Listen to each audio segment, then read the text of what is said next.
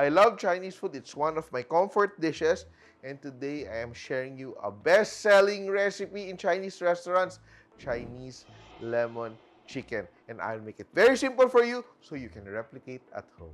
We start off with our chicken. Today, I'm using chicken breast. We will butterfly our chicken breast so it becomes thinner. And we will just cut thin slices of our chicken breast. And we are done. First things first, very important that we marinate our chicken. So when we eat our chicken, it also has flavor. And we will season with a bit of soy sauce. Today, we are using Maggi Magic Sarap because it's very convenient for us at home. Just half of the pack to 1/2 kilo of our chicken. Add a bit of black pepper. And optional, you may add a bit of Chinese rice wine. Egg whites from 1 egg. Let's combine it there. And we will now add potato starch. And I will leave some for our sauce. So this is around 1/2 cup. If you need a bit of water, just add a bit of water as well. So we create sort of a light batter. And we just set that aside. And now it's time for us to prepare our sauce. It's very simple to do.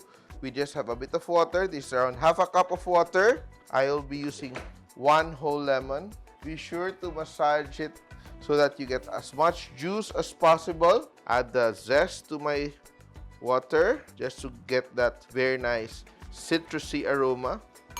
And I will cut this into half and get all the juices. Squeeze out our lemon juice.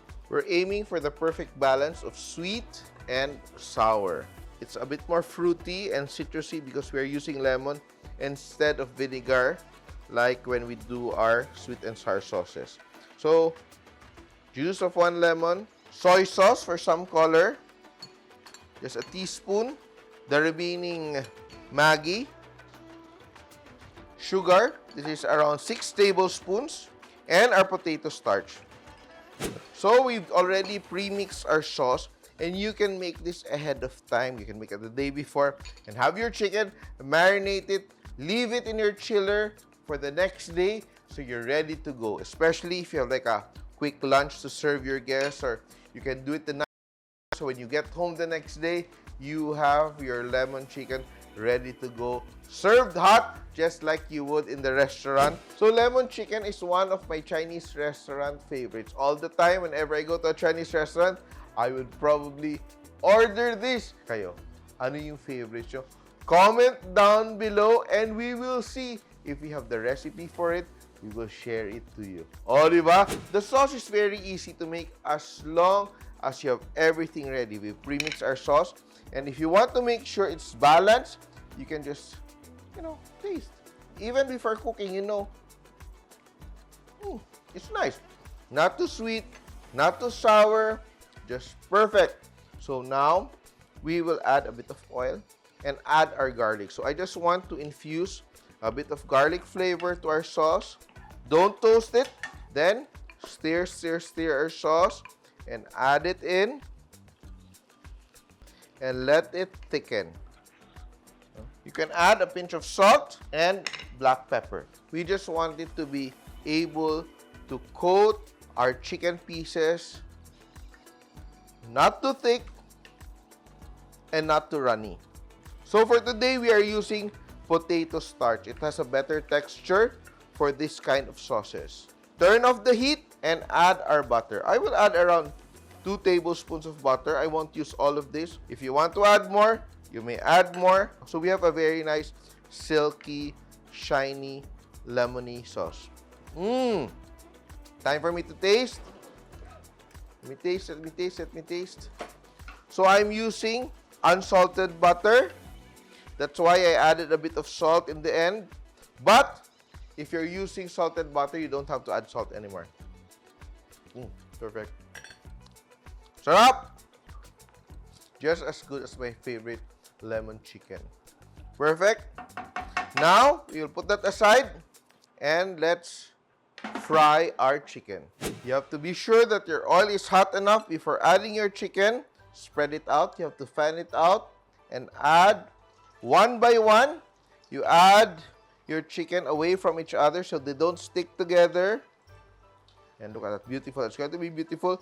Remember not to overcrowd your pan, or else the temperature is going to go down and your starch will begin to absorb all the water.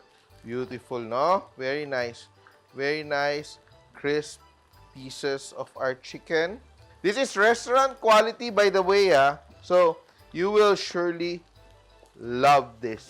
So look at that. The oil has a steady temperature. Fried until we have a nice golden crust.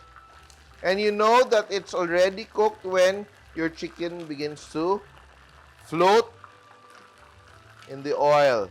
And you can use this base recipe for other sauces as well. It doesn't have to be just for your lemon chicken. You can do this also for your sweet and sour. You can make sweet and sour chicken. Before frying the next batch, you have to make sure that you let the oil recover to its right temperature. Now it's hot enough and we continue frying. And the last piece. Perfect. Really beautiful pieces of chicken. Let me taste. Ito ba? Masarap na. What I will do here is I will double fry my chicken. It's crispy, but it can get crispier. So, I'll just put this aside. Yan. So, I make sure that my oil is again very hot to refry my first batch. Yan. Oh. See? So, now we want it to achieve that nice, close to golden color. And this is going to be much crispier than it was the first time we fried our chicken. So that's a secret to a lot of restaurants when they serve something crispy. They double fry. Nice color. Yan. Ito, pwede. And let's put it aside.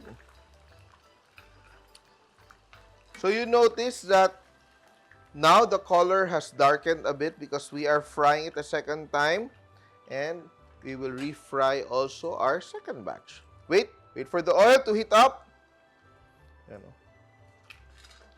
Yan. Add all of this here to our plate. Dami, no? Half a kilo eh. No? Some people like to toss the chicken in the sauce, but I just like to drizzle it on top. So there are some that are soaked in the sauce, parts that are still crispy. Very nice sauce. All we do is we drizzle it around. And it's very important to let your chicken cool down a bit before adding our sauce so that all the steam escapes, or else it's going to be trapped in the sauce and you're going to end up with soggy chicken. And garnish with our lemon slices, a bit of parsley, and we are done. And I have to taste. It cannot be. Big piece for me.